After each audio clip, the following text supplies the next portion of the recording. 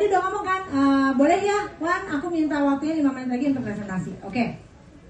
Konsep, ingat ya, ini konsep bukan produk ya. Jadi kita mau apapun produknya, itu yang penting konsep dasarnya. Oke. Nah jadi gini, orang rata-rata kerja atau usaha, ya kerja atau usaha itu untuk mencari sejumlah uang. Uang itu dipakai untuk biaya hidup. Benar ya Bu? Nah, selain untuk biaya hidup, ada yang perlu kita tabung. Tabung itu untuk dana pendidikan anak, dana pensiun, atau dana darurat. Betul ya Bu? Orang menyebutkan ini sebagai suatu impian. Nah, untuk mencapai impian ini Bu, perlu nabung dong. Dalam waktu 10 tahun, 20 tahun, bahkan selamanya. Betul ya? Nah, ini ceritanya ada Bapak X. Ya, Bapak X usia 35 tahun. Dia tidak merokok. Bapak X ini sayang banget dengan keluarganya, mau membuat impian untuk keluarganya. Bapak X ini akhirnya nabung Ibu. Kalau nabung di mana? Di bank. Nabung di bank.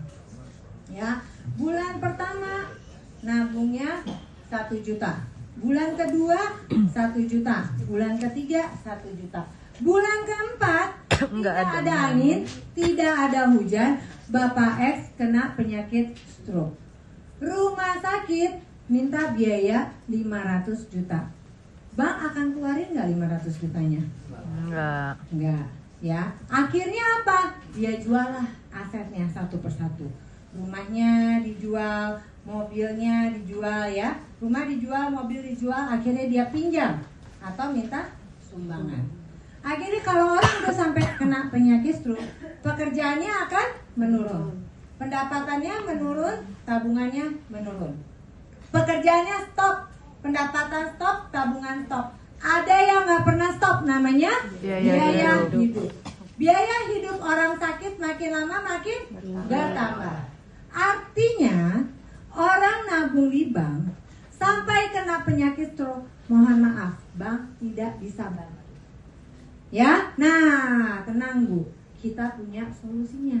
Namanya program prioritas. Ya, program prioritas bulan pertama sama setor 1 juta. Bulan kedua 1 juta. Bulan ketiga 1 juta. Bulan keempat tidak ada angin, tidak ada hujan, Bapak X kena penyakit stroke. Rumah sakit minta biaya 500 juta. Langsung program prioritas ini keluarin secara tunai, secara cash 500 juta. Bagus atau bagus? Bagus. Anak pasti nanya kan, banyak nih yang nanya, kok bisa? Nah ya, nah dari sini tentunya nih Bu, namanya orang sakit kritis. Gimana caranya supaya income juga tetap sehat? Benar ya Bu?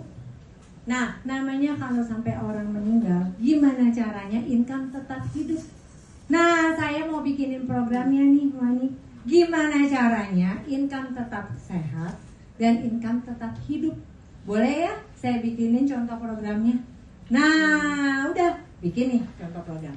Terus sebelum kita bikin contoh programnya, boleh kita bikin segitiga proteksi. Ya, financial check up. Nah, orang itu pertama kan harus punya yang namanya tentang kesehatan dulu. Ya, apa ini? Orang harus punya manfaat rawat inap dulu. Habis itu lanjut ke manfaat kritis. Kemudian ada sebenarnya dana pendidikan anak, baru jiwa dan wakaf. Sebenarnya satu lagi ada wakaf. Wakaf tuh udah yang paling terakhir lah, gitu.